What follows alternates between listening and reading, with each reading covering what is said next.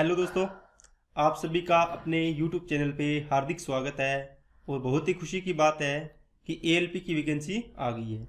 अब रेलवे की आंखें खुल गई है, जो अपने को वैकेंसी जो कम दी हुई थी उसको बढ़ा दी है। आप सभी की मेहनत भी है, आपने मेहनत की है और बहुत सारे बड़े शिक्षक हैं उनकी भी खूब मेहनत है, तो उनको भी धन्यवाद है कि अपने मेहनत करके स्टूडेंट्स के लिए हक में लड़ाई की है। तो अब अपने आप उनसे तो हो गया है, जो भी करना था उन्होंने कर दिया, लेकिन अब आप तैयारी में जुट जाओ, जिससे आपको ये मतलब हो कि अपनी तैयारी बढ़िया करके आप अपना सिलेक्शन ले लें। ठीक है ना, क्योंकि वैकेंसी अब रेलवे आगे देने वाला है। जेई की वैकेंसी आनी है, एनटीपीसी की वैकेंसी आनी है, तो ग्रुप डी की आनी है। तो आप बढ़िया से बढ़िया तैयारी करिए, जिससे आपको आगे कोई भी दिक्कत ना आए। क्योंकि जो भी एग्जाम में बैठोगे तो सिलेबस तो सेम है, मैथ का वही क्वेश्चन है, वही प्रॉफिट लॉस उसमें होगा, वही उसमें होगा, वही परसेंटेज उसमें होगा, वही उसमें होगा। तो आपको बेझिझक अच्छे तरीके से मन लगा के तैयारी शुरू कर देनी है। ठीक है दोस्तों, तो चलिए अपने ये प्रैक्टिस सेट लगा रहे हैं। बाकी अपने एएलपी के लिए आपको क्लासेस प्रोवाइड करवाऊंगा मैं, उसकी टॉपिक वाइज आपको एक क्लास स्टार्ट कर देंगे और अपना टेस्ट यहाँ पे चलता रहेगा। जैसे एसएससी जीडी का चल रहा है, कभी एएलपी का टेस्ट लगा लिया करेंगे। ठीक है, तो मिक्स आपकी प्रैक्टिस होती रहेगी। तो आप उस प्रैक्टिस को ये मत सोचना कि सर ये सो एसएससी जीडी का है, क्वेश्चन सेम है ना। आपको हर तरीके से तैयार होना है कि टफ क्वेश्चन आए या आसान क्वेश्चन आए, तो आप हर प्रकार के क्वेश्चन को करने के लिए तैयार हैं। ठीक है दोस्तों, तो अपने में जोश भर के बढ़िया तैयारी स्टार्ट कर देनी है। तो चलिए अपने क्वेश्चन को स्टार्ट करते हैं। अब चलिए फर्स्ट क्वेश्चन पे क्या है। ऐसे 45 डिब्बे जिनका औसत भार 52 ग्राम है। कुछ डिब्बे नीले हैं जबकि अन्य हरे हैं। यदि 40 ग्राम के औसत भार वाले 5 नीले डिब्बे और 43 ग्राम के औसत भार वाले 6-8 हरे डिब्बे शामिल किए, तब औसत भार क्या हो जाता है। देखो दोस्तों, ये ऐसा क्वेश्चन है। अब इसमें आपको हरे नीले पीले करके ना कंफ्यूज कर दिया है, लेकिन क्या है कि 45 व्यक्ति थे। ठीक है, इनका एवरेज कितना था, 52 था। ओके, अब कहता है 40 ग्राम औसत है। 40 ग्राम कितने का, 5 डिब्बों का। तो 5 डिब्बे इनका औसत है 40 ग्राम। ठीक है, इसका मतलब 5 व्यक्ति है, उनका एवरेज कितना है, 40 ग्राम। और 8 व्यक्ति है, उनका एवरेज कितना है, 8 का। 8 का एवरेज कितना दे दिया आपको, दे दिया 43 ग्राम। ये सभी ग्राम में है। तो अब कहेगा कि ये 45 डिब्बे थे, इनमें 5 ये जोड़ दिए और ये जोड़ दिए 8, तो अब नया एवरेज कितना हो जाएगा। आप इसको कैसे कर सकते हो, आप इसको कहोगे सर 45 को 52 से गुणा कर लेंगे। ठीक है, जो भी आएगा उसमें 5 8 40, 5 चौके 20, 200 ग्राम फिर जोड़ देंगे। फिर 8 बंदों का इसको गुणा करके जोड़ देंगे टोटल। फिर जो टोटल आएगा उसमें 45 और 5 50 और 8 58 का डिवाइड कर देंगे। ठीक है, एक वो तरीका है सिंपल। लेकिन दूसरा तरीका आप, जिससे ये एवरेज 52 है। ठीक है, ये एवरेज कितना है, 52 है। आप इसके आसपास एवरेज मान सकते हो। कितना एवरेज मानोगे, जितना मानना, 52 मान लो 52 मान लो, 50 मानना है 50 मान लो। ठीक है, आपने जैसे मान लो 50 मान लिया, इनके बीच का एवरेज जैसे मान लिया 50। अब एवरेज 50 होगा या इससे कम होगा या इससे ज़्यादा होगा, वो चीज़ किस पे डिपेंड करेगी। अब देखो 50 एवरेज माना है, ये 50 से एवरेज कितना, ये सारे एवरेज है, कितने ज़्यादा है, ये +2 ज़्यादा है। ये कितने ज़्यादा है, ये ग्राम में है ना सारे, तो ये 10 कम है इससे, 50 से। ये कितने कम है, -7, मतलब 7 कम है तो माइनस। कितने व्यक्ति है, 45, तो 45 करो इससे, एक का 2 ग्राम कम ज़्यादा है, तो 45 का कितना हो जाएगा, 90 ग्राम हो जाएगा ज़्यादा। ठीक है, और इसमें कितने हैं, 5, तो 5 का कितना हो जाएगा, -50 ग्राम, 50 ग्राम कम हो जाएगा। ये कितने हैं, 8, तो ये हो जाएगा 56 ग्राम कम हो जाएगा। ठीक है, जो प्लस का है वो प्लस में, जो माइनस का है वो माइनस में। अब इनको जोड़ो, कितना आएगा। अब नीचे क्या आएगा, 45 और 5 50 और 8 58, 58 आ जाएगा, क्योंकि सभी में लिए ना तीनों का। कितना आएगा यहाँ से, 90, और ये कितना बना, 50 और 50 106, तो माइनस का 106 और प्लस का 90, कितना बचेगा, 16। तो 16 किसका है, माइनस का। इसका मतलब यहाँ पर प्लस की जगह क्या आएगा, माइनस आएगा। तो 50 - 16/58 आएगा। अब कुछ बच्चे होंगे इसको कैलकुलेट नहीं करेंगे, कैसे। अब यहाँ ऑप्शन पे देखो, 50 में से कुछ घट के आना है, तो कितना आएगा, 50 से कम आएगा। बताओ 50 वाला कम से कम वाला कितना आंसर है, एक ही आंसर है, ये आंसर लगा दो। क्या कैलकुलेशन करनी पड़ी, क्या नहीं करनी पड़ी। तो ये आपको दिमाग साथ लेके चलना है अपना। ओके, चलिए नेक्स्ट पे, एक दुकान में 1 लाख का बिल हुआ, 30% की एक छूट और 25 और 5% की 2 क्रमिक छूट के बीच का अंतर। दोस्तों एक तो इसने 30% की छूट दी है, एक इसने क्या किया है 25% और 5% की 2 छूट दे दी। ठीक है, इसमें a plus B plus A B by 100 वाला फॉर्मूला लगाएंगे। यहाँ तो देखो एक 30% ही बना है, यहाँ पे क्या बनेगा 25 और 5 30 माइनस कितना 25 5 125 बटे क्या आएगा 100 आएगा। अब इसने बोला है अंतर बताना है इसके बीच में, ये भी परसेंटेज में आएगा पूरा और ये तो परसेंटेज में ही, इसके और इसके बीच में अंतर बताना है। देखो अंतर निकालेंगे तो 30% माइनस 30% माइनस 125 या 1.25%, इसको ऐसे कर लेते हैं। ये माइनस होगा तो ये कट जाएगा, ये माइनस माइनस प्लस होगा तो अंतर आएगा 1.25%। ये वैल्यू निकालनी है। परसेंटेज में 1.25% है, किसका, इसका। ठीक है, तो 1.25 मतलब 125/100 इंटू प्रतिशत हटाओगे तो क्या आएगा नीचे 100 और आएगा, गुणा में किसका 1 लाख का। बस 4 जीरो है, 4 जीरो से काट दो, कितना आ जाएगा 1250 बस। ठीक है ना। अब ये इतना लंबा करने की बजाय आप डायरेक्ट करोगे, कैसे कि सर ये 30% था, ये 25 और 5 30 तो इससे कट जाएगा, लेकिन a इंटू बी बटे 100 होगा, 25 5 125 बटे 100%। ये अंतर निकालना है 100, ये वैल्यू निकालनी है आपको। तो 1 लाख का ये निकाल दो डायरेक्ट, 125 बटे 100 आ गया और गुणा में 100 इसका प्रतिशत उठाने हुआ है, 4 जीरो ये कट गई, इसका आंसर आ जाएगा। चलिए नेक्स्ट पे, 8% वार्षिक की दर से 2 वर्ष के लिए उधार ली गई एक धनराशि, निश्चित धनराशि पर साधारण ब्याज और चक्रवृद्धि ब्याज के बीच का अंतर 500 पार है। दोस्तों आपको एक फॉर्मूला मैंने बताया था 2 साल के लिए, क्या होता है 2 साल का डिफरेंस कितना होता है, यहाँ 2 लगा लो जी।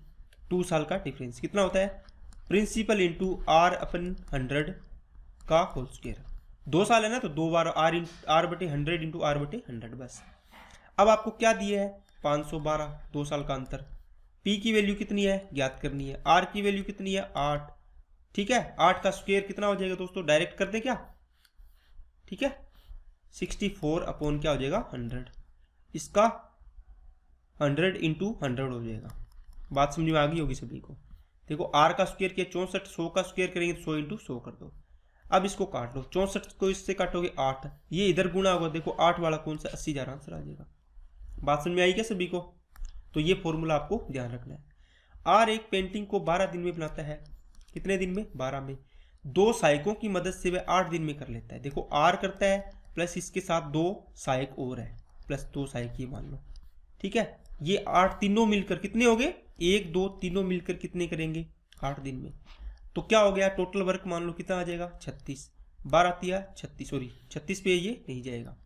आपको क्या लेना है 12 और 8 का एलसीएम, तो कितना आएगा 24 आएगा। 12 दूना 24, 12 तिया 36। अब यहां से देख के आप बोलोगे सर R की वैल्यू 2 है, तो यहां पर देखो R की वैल्यू 2 हो गई तो कितनी बचेगी इनके लिए, देखो 3 है टोटल, 3 में से 2 इसकी होगी तो इसकी बचेगी 1 दोनों की। तो ये इनकी समान क्षमता है, देखो 2 सहायक है, कुछ नहीं बोला ना भी अलग अलग है। तो इसका मतलब 1 है तो इसमें आधा आधा हो जाएगा, 0.5 इसका 0.5 इसका, तो इसकी वैल्यू 1 की कितनी आ गई 0.5, इसकी भी 1 की वैल्यू कितनी आ गई 0.5। अब कहता है एक अकेले सहायक से, अकेले मतलब ये अकेला काम करेगा, तो 24 काम करना है 0.5, ये पॉइंट ऊपर जाएगा, इसको काटो कितना आएगा 48, तो ये आंसर आ गया। चलिए नेक्स्ट पे, what is the mean proportion between 121 and 169। देखो दोस्तों a एंड b का मीन प्रोपोर्शन होता है वो √a इंटू b होता है। तो 121 इंटू 169 का √, निकाल दो, कितना आएगा 11 इंटू आ जाएगा दोस्तों 13, 13 को 11 से गुणा करना है तो कितना आ जाएगा 143, ये आंसर आ गया। चलिए नेक्स्ट में, एक व्यापारी 20% की छूट के बाद 20% का लाभ प्राप्त करने के लिए अपने माल पर मूल्य अंकित करता है। अंकित मूल्य क्रय मूल्य से कितना प्रतिशत अधिक है। दोस्तों एक तो क्रय मूल्य और एक विक्रय इस पे अंकित मूल्य। इसके बाद देखो एक छूट दी है, एक लाभ या हानि दिया हो, तो इसका फॉर्मूला आपको मैंने बताया था क्या, कि जब ये देखो ये क्रय मूल्य होता है वो लाभ या हानि पर होता है, लेकिन इसके नीचे वैल्यू किसकी आएगी जो छूट है, क्योंकि छूट इसकी है ना, इसकी वैल्यू इसके नीचे आती है, इसकी वैल्यू इसके नीचे आती है हल करने के बाद। तो 20% छूट है तो ये कहाँ आएगी, इसके नीचे, तो 80 हो जाएगी। 20% लाभ है, इसका मतलब ये 120 हो जाएगा। अब देखो कितना ज़्यादा है, 40 ज़्यादा है, किससे, 80 से, गुना में 100, 40, 1/2, 1/2 का मतलब हो गया 50% ज़्यादा है। चलिए नेक्स्ट पे, जॉन तन्वी, ये हो गया तन्वी की आयु का अनुपात 8 अनुपात कितना है दोस्तों, 15। 9 वर्ष बाद उनकी आयु का अनुपात 11 अनुपात कितना हो जाता है, 18। देखो दोस्तों, ये कहता है 9 साल बाद, तो ये जॉन है इसका भी तो 9 साल बढ़ेगा, इसका भी 9 साल बढ़ेगा, मतलब दोनों की टाइम बराबर बढ़ेगा ना। जैसे 2 साल बाद कहेंगे तो आप और आपके भाई की आयु है उसमें भी 2 साल की वृद्धि हुई, आपकी आयु में भी 2 साल की वृद्धि होगी, समझ में आई ना। तो यहाँ पर सेम है, 9 यहाँ पर बढ़ा, 9 यहाँ पर बढ़ा, तो ये रेशियो में भी तो सेम बढ़ना चाहिए। देखो 8 से कितना हो रहा है, 11, इसका मतलब ये कितना बढ़ा है दोस्तों, 3 पार्ट। और 15 से 18 ये भी कितना बढ़ा है, 3 पार्ट। इसका मतलब हुआ 3 की वैल्यू 9 साल है, 9 ईयर। 1 की वैल्यू कितनी आ जाएगी, 3। आयु के बीच में अंतर देखो, ये 8 का है तो ये 15 का है, ये 11 का है तो ये 18 का है। अंतर पूछा है तो कितने का अंतर आ रहा है, 7 का। तो 7 पार्ट की वैल्यू निकाल दो, 7 दिया 21, तो 21 साल इसका क्या आ जाएगा, अंतर आ जाएगा। अगर आपको पूछता कि जॉन की आयु बताइए, 1 की वैल्यू 3 तो 8 की वैल्यू 24, इसकी आयु पूछता तो कितनी आ जाती, 45 आ जाती, इसकी 24 आ जाती। अब इसमें अंतर निकालो तो भी 21 आएगा। अगर आप डायरेक्ट अंतर निकाले तो डायरेक्ट भी आंसर आ जाएगा आपका। ठीक है दोस्तों, चलिए नेक्स्ट पे, what is the volume of the hemisphere with the radius 2.8। देखो दोस्तों, हेमिस्फीयर का मतलब हो गया अर्धगोला, ठीक है। इस प्रकार जब इसको काटते हैं तो अपने पास इस प्रकार की शेप बनती है। अब ये है ना, तो आपने कभी तरबूज काटा होगा, इसको काटेंगे तो ऊपर वाली साइड में ये पार्ट है ना, इसका गोलाकार बन जाता है, दिख रहा है क्या, इस प्रकार है ना, ये गोलाकार या वृत्ताकार, ठीक है। तो ये वृत्त का क्षेत्रफल बन जाता है ऊपर वाले पार्ट का। लेकिन जब आपको क्या पूछा है, वॉल्यूम, तो इसका वॉल्यूम क्या होता है, VOL, वॉल्यूम। हेमिस्फीयर है तो अर्धगोला हो गया, अर्धगोले का 2/3, 2/3 सॉरी 2/3 पाई आर क्यूब होता है। देखो पूरे गोले का होता है 4/3 पाई आर क्यूब, और आधे का कितना हो जाएगा, 2/3 पाई आर क्यूब। 2/3 22/7, आर की क्यूब करनी है, इसका मतलब है 28/10, 28/10 और 28/10। बस बात समझ में आ गई क्या। देखो 7 चौके 28, और कट रहा है क्या कुछ, ये कट गया बस एक, 3 से नहीं कट रहा कोई। अब ये 10 वाले यानी इसको काटना मत, एक बार गुणा कर लिया करो, क्योंकि अगर आपका गुणा करने के बाद 10 का भाग नहीं देना पड़ेगा, 10 10 10 1000 बनेगा ना, पॉइंट लगा देंगे। बस इसको गुणा कर लो। 28 की स्क्वायर कितना होता है, 28 की स्क्वायर कितना होता है, 784, बराबर 22 चौके 88, दूना कितना हो जाएगा, 176। 176 को कितना से गुणा करना है, 784 से, 784, ठीक है, इससे गुणा कर लो आप। तो 784 को 176 से गुणा करो, क्योंकि नीचे जो भी आएगा वो 3 से डिवाइड करना है आपको, या फिर आप 3 से लगभग में डिवाइड कर लो, जो भी आएगा अपने देख लेंगे। यहाँ पे देख लो 3, ये मान लो 3 7 21, 7 बार जा रहा है, 7 दूनी 14, ठीक है, और 14 चौकी 56, तो इसको 56 से गुणा कर लो डायरेक्ट। समझ में आई ना बात दोस्तों। मैं क्या कह रहा हूं कि आपने क्या किया, 3 को अप्रोक्स में काट लिया, 7 पॉइंट समथिंग आएगा ये, 3 7 21 से जो भी आएगा ना, तो इसको गुणा कर लो। तो जो भी आप गुणा करोगे इससे थोड़ी सी रकम ज़्यादा आनी है, बस ये ध्यान रखना है। 7 दूनी 14, 14 चौके 56, 56 को गुणा करना है किससे, 28 × 28 मतलब 784 से। तो 784 × 56 बटे में क्या है, 1000, बस ये पॉइंट लगाना होगा। 6 चौके 24, तो 784 56 गुणा किया, 4 6 24, 2 6 8 48 और 2 50, 5 6 7 42 और 5 47, और 5 से गुणा करोगे तो कितना आ जाएगा, 5 चौके 20, 5 8 40 और 2 42, और 5 7 35 और 4 39, तो ये कितना हो गया, 0 4 9 3 4, ठीक है, और पॉइंट लगा दिया यहाँ। 43 पॉइंट समथिंग आ रहा है ये, इसका मतलब 43 पॉइंट समथिंग से थोड़ा सा बड़ा आएगा, क्योंकि 7 पॉइंट समथिंग आ रहा है, तो थोड़ा सा बड़े वाला यही आंसर नज़दीक में, तो ठीक है ना। ये दूर दूर ऑप्शन होते हैं तो ये बड़ा फायदा होता है। चलिए नेक्स्ट पे, $1 50,000 रुपये में, डॉलर नहीं है इसका कोई नाम है दोस्तों यहाँ पे, 50,000 रुपये में 50 कुर्सियाँ खरीदता है, लेकिन उनमें से 20 कुर्सियाँ खराब निकल जाती है। देखो 50,000 रुपये किसने जो भी कुर्सियाँ खरीदी, ठीक है, ये तो इसका हो गया क्रय मूल्य, लेकिन उनमें से 20 कुर्सियाँ खराब निकल गई। वह प्रत्येक कुर्सी को उसकी सामान्य कीमत के 3/4 पर बेचने का फैसला करता है। कुर्सी की सामान्य कीमत कितनी होनी चाहिए जिससे कि पूरे लेन देन में से 35% का लाभ हो। इसका मतलब हुआ उसने 50,000 रुपये कुर्सियों पर लगाए। क्या किया उसने? 50,000 रुपये कुर्सियों पर लगाए। अब वो कहता है कि मेरी कुर्सी खराब हो चाहे कुछ भी हो, लेकिन मेरे को ना 35% का लाभ होना चाहिए पूरे पर। अब आप कोई भी चीज़ लेके आते हो तो आपको ये होता है कि मैं मान लो मैंने 50,000 रुपये लगाए जी, बाइक के लगाए, है ना, जैसे आपने बाइक खरीदी पुरानी सेकेंड हैंड बाइक है, आप बोलते हो कि 50,000 की खरीदी है, मैंने इस पर कुछ काम भी करवाया है, कुछ पैसे और लगते हैं ना, अपने सर्विस करवाते हैं जो भी चीज़ है, फिर अपने सोचते हैं कि चलो अपने को ना ऊपर 10% बच जाए जो भी अपना खर्चा लगा है। जैसे 50,000 की लाई आपने 5,000 खर्चा लगा दिया, कितने हो गए? 55,000। 55,000 पर मेरे को 10% का लाभ कमाना है, तो आप 55,000 का 10% निकाल के वो जोड़ोगे भी, हाँ इतना अपने को मिलना चाहिए। आप बोलोगे ना दूसरे को, खरीदने वाले को, इतनी मेरे को पैसे चाहिए। तो इसने 50,000 रुपये लगाई, ये कहता है 35% का लाभ, इसका मतलब 135% इसका विक्रय मूल्य हो गया। किसका? टोटल कुर्सियों का। अब ये वैल्यू आई है, उसमें कुछ का मूल्य कितना हो जाएगा? 20 कुर्सी खराब हो गई, उसमें एक कुर्सी का मूल्य कितना है? ये देखो, प्रत्येक कुर्सी को 3/, सामान्य कीमत, सामान्य कीमत कितनी है? 50,000 का मूल्य 50 है। 50,000 रुपये में इसने 50 कुर्सियाँ खरीदी है, तो एक कुर्सी का कितना आएगा दोस्तों? सामान्य कीमत 1000। इसका मतलब 20 कुर्सी है, एक कुर्सी का 1000 है, तो 20 का 20,000 होगा ना 1000 से, लेकिन इस 1000 में नहीं बेची है तो सामान्य कीमत है, इसके 3/4 में बेचिए, 3/4 कर दो। ये तो होगी 20 कुर्सी की बात। प्लस 30 कुर्सी है, इसको किस रेट पर बेचे? ये एक्स मान लो बस। अब इसको हल कर दो, 0 से 0।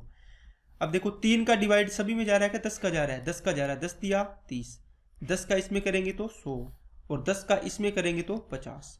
और देखो क्या जा रहा है, 3 का इसमें जा रहा है, इसमें जा रहा है, ठीक है, 3 एकम 3, 3 एकम 3, 3 से इसको काटो, कितना आ जाएगा? 45। और कट रहा है क्या? नहीं कट रहा। अब बस इसको सोल्व कर लो, कितना आएगा? 45 इंटू 50 करोगे, इसका मतलब 45 को 5 से गुना कर लो, 225, और ये 0 आ गया। बराबर में ये आ गया आपका, सॉरी 4 5 20 और काट लो, ये आ गया आपका 500। तो ये 4 5 20 काटोगे तो ये आ जाएगा आपका 500। प्लस में कितना आ गया? x। ये 500 इधर जाके घटेगा तो 1750 बराबर x। इसका मतलब एक कुर्सी की वैल्यू आ गई 1750। ठीक है दोस्तों, चलिए नेक्स्ट पे। शांत जल में एक नाव की चाल 8 किलोमीटर है। देखो दोस्तों, मैंने आपको ये चीज बताई है, नाव की चाल फॉर n, शांत जल में नाव की चाल, धारा की चाल d। अगर धारा की दिशा में जा रहे हो प्लस, धारा की विपरीत दिशा में जा रहे हो तो माइनस। क्या बात समझ आई क्या? बस इतनी चीज करनी है आपको। इनमें से कोई भी चीज दी हो वो लिख दो, अपने आप वैल्यू निकल जाएगी सभी की। शांत जल में नाव की चाल, इसका मतलब n की वैल्यू दी 8, धारा की चाल मतलब d मतलब 2। अब कहते हैं 90 किलोमीटर की दूरी पर स्थित एक नाव स्थान पर नाव से जाता है और प्रारंभिक बिंदु पर वापस आता है। देखो यहां से ये जा रहा है b पर और b से वापस आ रहा है, तो इनके बीच की दूरी कितनी है? 90 किलोमीटर। 90 किलोमीटर जाएगा प्लस 90 किलोमीटर वापस आएगा, तो टोटल टाइम हो जाएगा ना। अब नीचे क्या आएगा? चाल। कौन सी चाल? इधर गया मान लो तो ये धारा की दिशा मान लो, धारा की दिशा में चाल कितनी है इसकी? 8 नहीं है, ये है धारा की दिशा में चाल, तो कितनी आएगी धारा की दिशा में? 8 और 2 10। अगर धारा की विपरीत दिशा में तो 8 में से 2 गया 6, n-d है ना, तो ये 10 आ गया और ये 6 आ गया। ये कितना आ गया? 9। ये कितना आ गया? 15। 15 और 9 24, तो 24 घंटे इसको टोटल लगेंगे। ये आंसर आ गया। चलिए नेक्स्ट पे। किसी गांव की जनसंख्या 68,000 है, ठीक है, पहले वर्ष 5% की वृद्धि, इसका मतलब 21/20। अब कुछ बच्चे कहेंगे कैसे सर? 5% होता है, सॉरी 5 बटे कितना? 100, काटोगे तो 1 बटे क्या आएगा? 20। एक की वृद्धि हुई है देखो 20 पर, तो 20 से 21 होगी, देखो 20 से 21। अगले 2 वर्ष में 10%, मतलब पहले साल भी 10%, और मतलब है पहले साल 5% थी, अगले साल 10% है, तो उससे अगले साल मतलब तीसरे साल भी 10% वृद्धि है, कमी है, सॉरी कमी है ना। तो ये क्या आ जाएगी? 10% की फ्रैक्शन वैल्यू तो 9/10। ये भी कितनी आ जाएगी? 9/10। जीरो से ये जीरो काटोगे, इसको काटोगे तो 34 आएगा। ये 2 जीरो इससे कट जाएगी, इसको गुणा करना है बस। तो 4 एकम 4 और ये 9 निम 81, तो इकाई अंक कितना आएगा? 4 आएगा। तो 4 वाला कौन सा ऑप्शन है? ये आ गया 34 इंटू 21 इंटू 81। इकाई अंक देखो, एक को एक से गुणा करो, एक को 4 से किया 4, तो इकाई अंक देखो किस में आ रहा है? 4, बस एक में ही आ रहा है, आपका डायरेक्ट आंसर आ जाएगा। चलिए नेक्स्ट पे, जब किसी संख्या के 40% में से, मान लो कोई संख्या 100% थी, है ना, परसेंटेज में, है ना, इसका 40% क्या होगा? 40% में से 40 घटाया जाता है, 40% नहीं, अब 40 घटाया है ओनली, तो शेषफल कितना आता है? 40 आता है बस। अब ये इधर जाएगा तो 40% बराबर क्या आ जाएगा? 40 और 40 80 हो जाएगा ना। तो 40 बराबर 80, तो 100 की वैल्यू आपको निकालनी है। कितना आ जाएगा? कितना आ जाएगा? 200। ये 40 गुणा 80 मतलब 2 गुना है ना, तो 200 हो गया। तो आंसर आ गया आपका 200। चलिए नेक्स्ट पे, 36 और 45 से विभाज्य 4 अंकीय सबसे बड़ी संख्या को 10,000 में से घटाया जाता है, परिणाम क्या होगा? ये कहता है कि 36 से और 45 से दोनों से विभाजित होनी चाहिए कोई संख्या। इसका मतलब आपको एलसीएम निकालना है पहले। तो एलसीएम कितना आएगा? ये आएगा 9 इंटू 4, ये आएगा 9 इंटू 5, दोनों में कॉमन आया 9, 4 और 5 में कुछ भी कॉमन नहीं है, 4 5 20, तो आपका कितना आ गया? 180 एलसीएम। इसका मतलब 4 अंकों की सबसे बड़ी संख्या कौन सी होती है? आपको बताया था मैंने क्लास में। ओके, 4 अंकों की 999, इसके बाद आएगी 10,000, ये 5 अंकों की बन जाती है, ठीक है ना। तो ये 180 से डिवाइड करो इसको, 18 पंजे 90, 999, फिर 9 उतारो, 18 पंजे 90, ठीक है, 99। इसका मतलब आगे उतारने के लिए कुछ भी नहीं है, तो ये 99 माइनस कर देंगे तो ये 180 का पूरा पूरा भाग जाएगा। तो 99 और 99 सॉरी 99 माइनस 99 माइनस कर देंगे तो 99 00 आ जाएगा। इसका मतलब ये संख्या है ना, इसमें 180 का पूरा पूरा भाग जाएगा। अब इसमें करके देख लो, चाहिए जो भी शेषफल आता है ना वो इस संख्या में से घटा दिया करो, जिस संख्या में आप डिवाइड कर रहे हो, अपने आप इस संख्या का पूरा पूरा भाग चला जाता है। देख लेना आप कहीं भी करके, ठीक है, इसको ही करके देख लेना। अब कहता है जो भी ये 180 का मतलब 45 और 36 का भाग जा रहा है, ऐसी संख्या कौन सी आई है? ये आई है। इसको 10,000 में से घटाना है, कितना आएगा? कितना इसमें कितना जोड़ेंगे? 10,000 हो जाए 100, तो ये आंसर आ गया बस, ठीक है ना। चलिए नेक्स्ट पे, एक संख्या के 110%, ठीक है, और उस मान संख्या के 94.95 पर 5% के बीच अंतर कितना है? 34.1। ओके, अब इसका अंतर निकालो तो कितना आएगा दोस्तों? ये आ गया, इसको 95 मान लो तो 15.5 अंतर आ जाएगा इसका, ठीक है, बराबर में 34.1। तो 100% की वैल्यू निकालनी है, वास्तविक संख्या क्या है? तो 34.1 बटे में 15.5 और गुणा में क्या आ जाएगा? 100। ये पॉइंट से पॉइंट कट जाएगी, दोनों में एक एक अंक छोड़ के है, तो कितने गुना है ये? 31 एकम 31, 31 एकम 31, 31 को 5 से किया, 5 से इसको किया 20, 11 दूना 22, 220 आंसर आ गया। चलिए नेक्स्ट पे, दो अलग अलग रोड क्रॉसिंग पर ट्रैफिक लाइट 54 और 76 सेकंड के बाद बदल जाती है, 10:15 पर एक साथ बदलते हैं, तो पता करें कि अगली बार वे एक साथ किस समय बदलेगी। देखो जैसे मान लो 10:15 सेकंड पर ये मतलब चेंज हुए थे, अब अगली बार किस पर चेंज होंगे ये देखना है। तो इनका एलसीएम निकाल लो, 54 और 76 का। अब एलसीएम कैसे निकालोगे? देखो इसमें देखो 2 का भाग जा रहा है, 2 आ रहा है, तो इसको 2 से डिवाइड करो 27, इसको 2 से डिवाइड करो 38, 27 और 38 में कुछ भी कॉमन आ रहा है क्या? नहीं आ रहा, तो दोनों का गुणा हो जाएगा, यही होता है एलसीएम। अब इसको करो तो 54 इंटू 28 हो गया, सॉरी 38, करो गुणा, इसको कितना आएगा? अब देखो इसका मतलब हुआ ये सेकंड आए हैं, देखो ये सेकंड है ना, इन्हीं का एलसीएम लिया है तो ये सेकंड आए हैं। अब ये सेकंड आप डायरेक्ट नहीं जोड़ोगे क्योंकि मिनट पड़ी है, यहाँ पे मिनट बढ़ाना पड़ेगा, इसको मिनट बढ़ा लो आप, 54 इंटू 38 बटे 60 का डिवाइड करो तो मिनट में चेंज हो जाएगा, ठीक है ना। 6 से काटा 10, 6 से काटा 9, इसको काटा 5, इसको काटा 9, आधा आधा कर दिया ना, 19 नी में 171 और बटे 5 मिनट।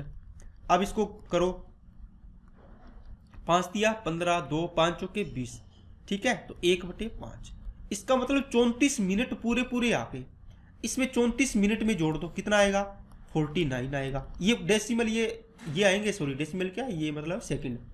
इसको एक बार छोड़ो, अब एक बार ऑप्शन पे देख लिया करो, ऐसे करते ही ऑप्शन पर देखोगे आपका ये आंसर आ गया और कहीं नहीं जा रहा, देखो ये आंसर आ जाएगा। ये 1/5 है, ये तो आपको पता है, 60 का 1/5 करेंगे तो 12 सेकंड है ना, तो आपको कैलकुलेशन कम हो जाएगी आपकी इससे। चलिए नेक्स्ट पे, PQR अलग अलग काम को 50, PQR ये 50, ये 100 और ये 300 300 दिनों में करते हैं। इनका एलसीएम 300 आएगा। 50 को मतलब 5 6 30 6, ये कितना आ गया 3 और ये कितना आ गया 1। यदि वे बारी बारी से काम करते हैं, देखो दोस्तों P आएगा, फिर Q आएगा, फिर R आएगा, ये 3 दिन हो गए। उसके बाद सेकंड में P, फिर Q, फिर R, इसी प्रकार फिर आगे P, फिर Q, फिर R। ये हर 100 शिफ्ट में सवाल आ रहा है ना। इसका मतलब अपने ये पैटर्न चेंज हो रहा है हर 3 दिन के बाद। देखो 3 दिन के बाद मतलब 3 दिन में कितना काम हो रहा है, तो आप बोलोगे सर P करेगा 6, ये 3 और ये 1, तो कितना काम हो रहा है 10 काम, मतलब 10 लड्डू खा रहे हैं 3 दिन में। कितने खाने हैं 300, तो 300 में ये काम का डिवाइड करो, कितना आया 30, तो 30 का गुणा कर दो, 30 का यहाँ गुणा कर दो, 30 का यहाँ कर दो, यहाँ 300 काम हो जाएगा पूरा, यहाँ 30 ये 90 हो जाएगा, तो ये दिन आ जाएंगे आपके 90। चलिए नेक्स्ट पे, एक कक्षा में 80 विद्यार्थी है, लड़कियों का वजन कितना है 40 किलोग्राम एवरेज, लड़कों का कितना है 50। यदि लड़कों की संख्या 50 है तो लड़कियों का तो कक्षा का एवरेज वेट क्या है। ये दोस्तों आप कर सकते हो कैसे, टोटल स्टूडेंट आपके पास कितने हैं 80, इसमें से बॉयज है कुछ क्या है गर्ल्स है। बॉयज कितने हैं, देखो इसने बोला है लड़कों की संख्या 50 है, तो गर्ल्स कितनी हो जाएगी 30 हो जाएगी। आपने ये लिखे लड़के, ये लिखी लड़कियां, बॉयज और ये गर्ल्स, इनका एवरेज कितना है दोस्तों, लड़कियों का 40, लड़कों का एवरेज कितना है दोस्तों 50। अब देखो यहाँ पे ये एवरेज आपको निकालना है, कितना आएगा, है ना। इसने पूछा है ना कि एवरेज पूरी क्लास का, तो यहाँ पर देखो आपके पास वैल्यू किसकी दी हुई है, यहाँ पर जो भी चीज आएगी इसको करके, जो भी इसको हल करके एलिगेशन में, क्योंकि जो संख्या होती है उसी का रेशियो आता है, तो 50 और 30 का रेशियो कितना आ जाएगा 5, रेशियो कितना आ जाएगा दोस्तों 3 आ जाएगा, ठीक है ना।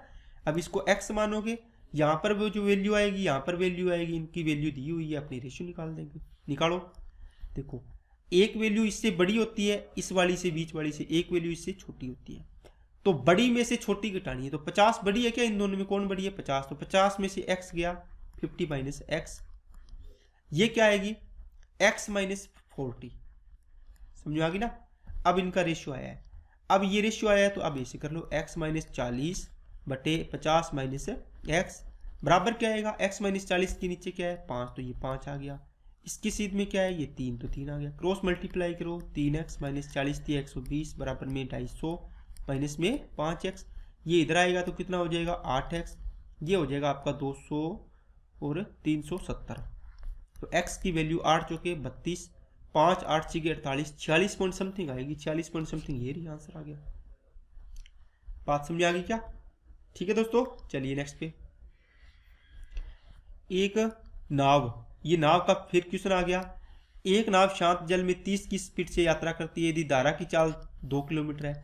नाव की चाल, धारा की चाल, नाव प्लस धारा की चाल, धारा की दिशा हो गई ये, और धारा की विपरीत दिशा में माइनस हो गई। ये 30 है, ये 2 है, ये 32 हो जाएगी, ये 28 हो जाएगी। अब आपको जो भी पूछा है वो आप आंसर कर सकते हो। तो नाव के विपरीत दिशा में 56 किलोमीटर जाना है, तो 56 के नीचे चाल आएगी, क्योंकि टाइम निकालना है ना, दूरी बटे चाल। तो विपरीत दिशा में जाना है तो कौन सी आएगी, ये विपरीत है, तो ये लगा दो बस। कितने घंटे लगे, 2 घंटे लगे हैं, ठीक है ना। तो ये आ गया इसका आंसर। चलिए नेक्स्ट पे, 10 30 और 25 की क्रमिक छूट के बाद एकल छूट बतानी है। दोस्तों 10 की छूट दी तो 10 से कितना हो जाएगा 9, 1/10 आएगी ना इसकी, है ना, तो माइनस 10 से कितनी हो जाएगी 9। 30% की छूट का मतलब है 10 से कितनी हो जाएगी 7। 25% की छूट का मतलब 1/4, तो 4 से कितनी हो जाएगी दोस्तों 3 हो जाएगी। इसको गुणा करो 400, इसको गुणा करो 27, 9 7 63, 9 और 3 6 18, 189। मतलब 400 रुपए की चीज को 189 में दे रहा है, इतनी छूट दे दी। तो छूट परसेंट निकालना है, तो कितनी छूट आ गई, आप बोलोगे सर 10 में से 9 गया 1, 9 में से 8 गया 1, 3 में से 1 गया 2 बटे 400 और गुणा में 100, जीरो से जीरो, 4 5 20, कितना आएगा 4 5 20, 1 1 4 दूनी 8, तो 52 पॉइंट समथिंग आएगा। इसका मतलब 53% आ गया, है ना। देखो 4 दूनी 8, 4 7 28 आएगा, ये देखो 52.7% आ गया, मतलब इसको 53 लिख सकते हैं अपने लगभग में, अप्रोक्स में पूछा है ना, ये आंसर आ गया। चलिए नेक्स्ट पे, गेहूं का एक ढेर 30 मीटर व्यास और 8 मीटर ऊंचाई वाले एक शंकु के आकार का है। देखो ये क्वेश्चन आप ना कर सकते हो आराम से, कैसे कर सकते हो, मतलब आपको फॉर्मूला पता है। लेकिन दोस्तों एक बात सुनो, आपके घर में आप कभी गेहूं आई होगी, जो भी खेती का काम करते हैं, मोस्टली गांव के बच्चे भी होते हैं, जानते हैं वो सब, जब गेहूं लाते हैं अपने, उसको उतारते हैं तो इसकी डेरी बन जाती है इस प्रकार, समझते हो क्या, डेरी इस प्रकार की। वो क्या रूप ले लेती है, किसका रूप ले लेती है, मतलब एक शंक्वाकार की तरह इस प्रकार हो जाती है। देखो इस प्रकार ना, चारों तरफ से इस प्रकार होती है, बनती है ना, ऊपर की एक मतलब इस प्रकार से बन जाती है पूरी, उसको अपने इस शेप का मान सकते हैं। तो इसके नीचे वाली चीज कैसी भी हो गोलाकार बनती है वैसे तो इसकी, तो इसका रूप दिया है तो, लेकिन इसका कोई फायदा नहीं है। क्यों, जब बारिश आती है, आपकी मान लो आपने गेहूं ला के घर पे रखी, ठीक है, कनक बोलते हैं उसको, गेहूं बोलते हैं, घर पे रखी, उसके बाद बारिश आ रही है तो घर वाले बोलते हैं कि चलो चलो इस पे क्या करें, इसको ढकना है, तो कागज लेके आते हो आप, प्लास्टिक कागज, कि उससे भीगे नहीं। तो क्या कागज उसके नीचे भी लगाते हो क्या, नीचे तो अपने पहले ही लगाते थे कुछ चीजें, लेकिन इसने पूछा है कि बारिश से बचाने के लिए मान लो ऊपर कपड़ा लगाना है, तो आप कितना कपड़ा लगाओगे, कितना कागज लेके आना पड़ेगा, एरिया, वो एरिया आपको पूछा है। तो ये यहाँ पर लगेगा, यहाँ तक, और यहाँ पर लगेगा, ये नीचे वाली जगह थोड़ी लगाओगे, मतलब गेहूं के नीचे की बात कर रहा हूं मैं, वहां तो नहीं लगाओगे ना, वो तो नीचे डाली हुई है आपकी। तो ये एरिया निकालना है। ये एरिया आप कैसे निकाल सकते हो, आपको पता है कैनवास के कपड़े की ढकने के लिए तो ऊपर ऊपर का निकालना है, तो पाई आर एल लगता है इसका, वक्र पृष्ठ का क्षेत्रफल इसको बोल सकते हैं। तो 22 बटे या 3.14 दिया है क्या इसने, क्या दिया है 3.14 इंटू आर की वैल्यू कितनी है दोस्तों, 30 मीटर व्यास है, तो इसका मतलब हो गया 15 मीटर, और ऊंचाई कितनी है 8, देखो ये होगी 15, ये ऊंचाई 8, 8 15 17, क्या ये समकोण त्रिभुज नहीं बनता क्या, तो इसकी वैल्यू कितनी आ जाएगी 17 आ जाएगी। एल की वैल्यु है, आर अपने को एच नहीं रखना, ये तो एच है, एल ये होती है स्लांट हाइट। तो 15 इंटू 17 का गुणा करेंगे कितना आएगा, 16 का स्क्वायर 256 में से एक गया 255, तो 3.14 इंटू 255, 5 चौके 20 आएगा। चलो इसको गुणा कर लो, तो इसको गुणा करो 3.14 पॉइंट, चलो 2 अंक के बाद लगा लेंगे, 4 5 20, 20 और 2 22, और 4 दूनी 8 और 2 10, ये आ गया आपका 255 इंटू इंटू 3 5 15, 16, 6 और 1 7, 0 7, 7 वाला कौन सा ऑप्शन आ रहा है, और ये 0 8 9 0 8, तो 2 अंक छोड़ के ये आ गया ऑप्शन 4 नंबर। ठीक है दोस्तों, तो इस प्रकार आप ये 20 के 20 क्वेश्चन आपके कंप्लीट होते हैं, और इस प्रकार के क्वेश्चन करने से आपको क्या होती है, आपकी कॉन्फिडेंस लेवल बढ़ता है, ये हाँ अपने को ये क्वेश्चन आ रहे हैं। और कोई भी क्वेश्चन को ये मत समझना कि ये तो इस एग्जाम में आया हुआ है, उसकी तैयारी मैं नहीं कर रहा हूँ। देखो दोस्तों, आपको जो भी एग्जाम आ रहा है, आपका सिलेबस सेम, आपको सभी एग्जाम की तैयारी करनी चाहिए, ठीक है ना, क्योंकि अगर आप एक एग्जाम के पीछे पढ़ते रहे तो कोई जरूरी नहीं है कि आपका उसमें हो ही हो, ठीक है। तो आपको हर एग्जाम की तैयारी करनी है, आपको पता नहीं कहाँ कौन सा मतलब पेपर आपके दिमाग में सेट बैठ जाए। पेपर सेट बैठने की बात होती है, कौन सा दिन आपका अच्छा हो, कौन सा पेपर देने जाओ और आपका उसमें सिलेक्शन हो जाए, आपको पता बाद में चले कि अरे अरे इसमें तो मेरे को पता ही नहीं था कि सिलेक्शन हो जाएगा, ठीक है ना। तो ये बहुत बार होता है, तो ये चीज़ आपको ध्यान रखनी है। तो आज के लिए इतने रखते हैं, बाकी अपने नेक्स्ट वीडियो में मिलते हैं। Okay, thank you.